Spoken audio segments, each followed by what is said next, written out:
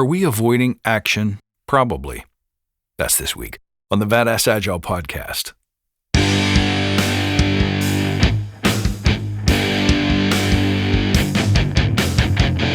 Greetings, team. Welcome to the Badass Agile podcast. I'm your host, Chris Williams.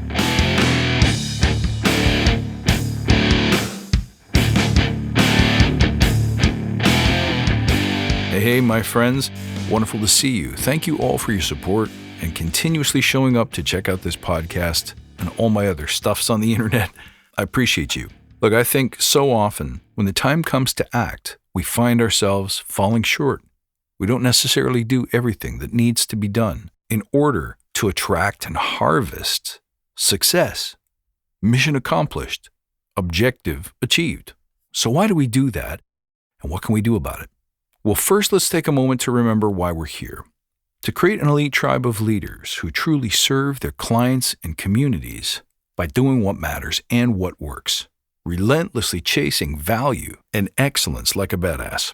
There's so many resources out there about what you need to do to be agile, but we focus on who you need to become in order to lead teams. So let's hammer down those fundamentals to create a truly unique and powerful force in this industry. And remember, if this helps you, please share this episode with your friends.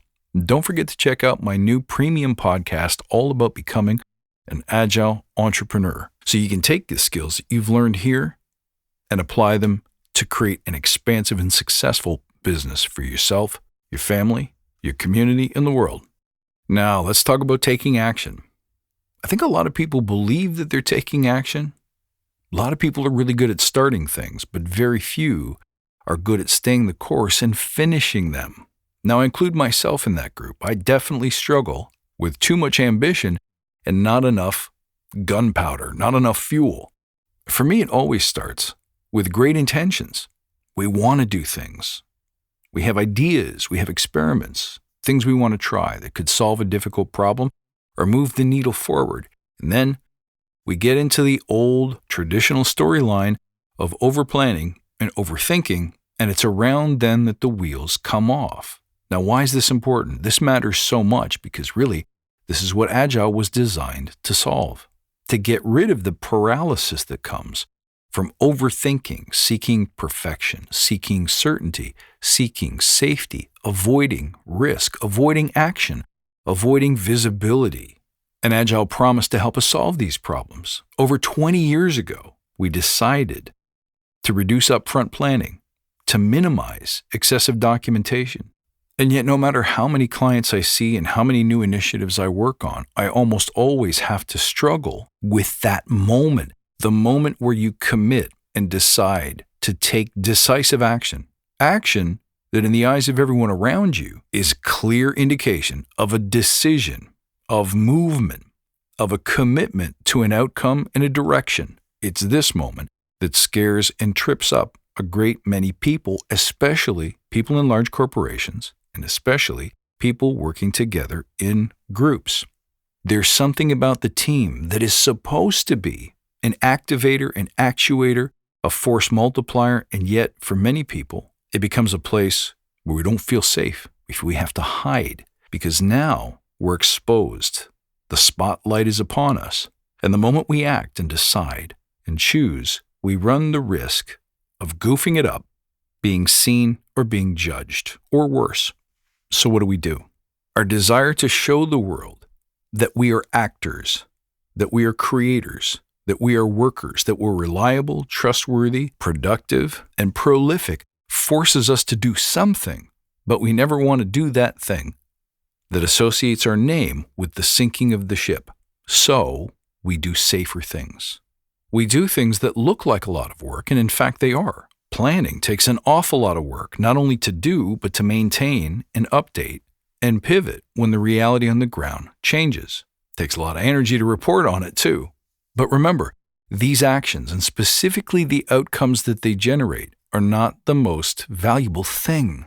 Eventually, the time comes where we must act. We must decide on a solution and take the first step towards its realization. We commit. We hire some team members. We make a promise to show somebody a finished, done thing by this Friday or next Friday or sometime in the hopefully not too distant future, and we start building. We start imagining. We start asking questions. We start bumping our heads against the reality on the ground.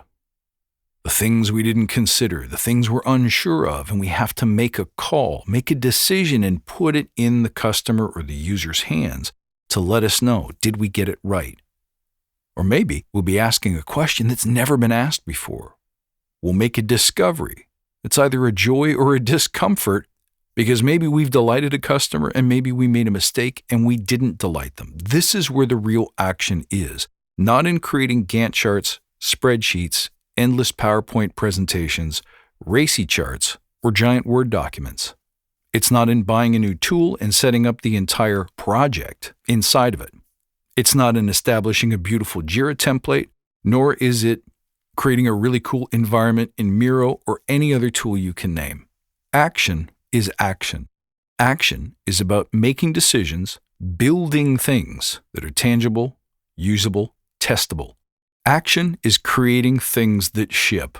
And I don't care if you're an artist, if you're a software developer, if you're in human resources, your domain doesn't matter. It is the decisive action that you take towards a result that defines you.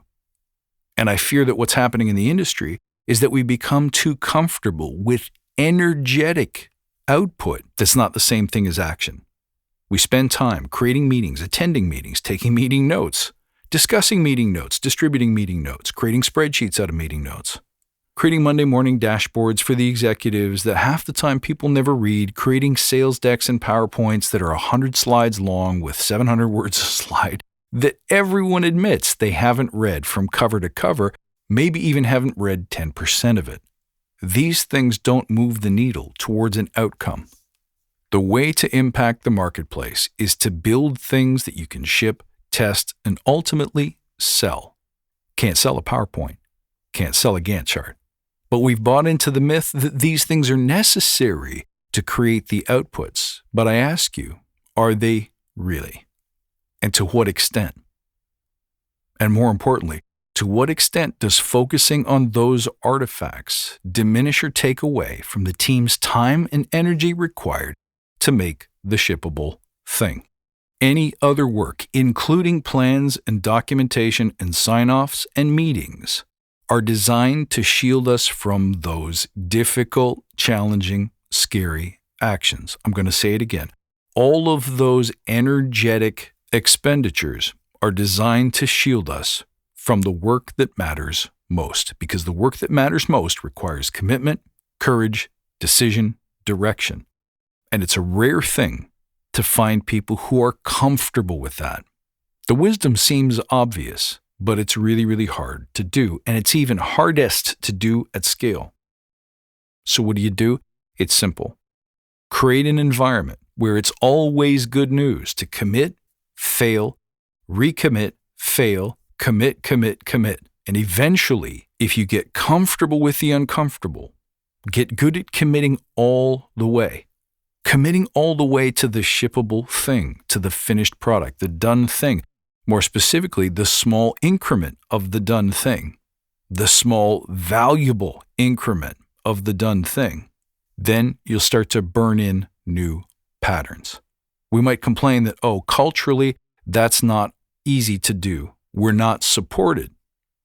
Then you create that support. You create that culture.